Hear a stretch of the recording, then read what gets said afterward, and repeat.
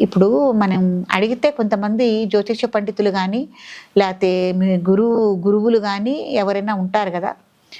మీ కుల పెద్దలు గానీ, లేకపోతే గ్రామాల్లో అయితే గ్రామ పౌరోహిత్యులు గానీ వీళ్ళుంటారు. వీళ్ళ సలహాలు, సంప్రదింపులు మనం తీసుకొని సర్పప్రతిష్ఠలు చేసుకోవటం, జాతకపరంగా మీకేమేమి దశలు జరుగుతున్నాయి, ఏ గ్రహాలు మిమ్మల్ని ఇట్లా బాధకు గురి చేస్తున్నాయో జాతక పరిశీలన చేసుకుంటే తెలుస్తుంది. ఆ గ్రహాలకి సరిపడా జపము, హోమము, తర్పణము, దానికి తగ్గ దాన ధర్మాలు చేసుకోవటము, సర్పప్రతిష్ఠలు చేసుకోవటము, ఇవన్నీ చేస్తే గనక మీకు ఈతి బాధల నుంచి మీరు బయటపడవచ్చు. తర్వాత తప్పిదం ఎక్కడ జరుగుతోందని వ్యక్తిగతంగా కూడా మీరు ఆలోచించుకోవాలి. ఎందుకంటే ఆధ్యాత్మికంగా, దైవపరంగా ఇట్లా పూజలు, పునస్కారాలు మనం చేసుకున్నా గూడా వ్యాపారం చేస్తున్నాం, వ్యాపారంలో ఎందుకు నష్టపోతున్నాము, దేనివల్ల నష్టపోతున్నాము, ఎక్కడ తప్పిదం చేశామని కూడా వ్యక్తిగతంగా మీరు కూడా కొంత ఆలోచన చేసుకోవాలి.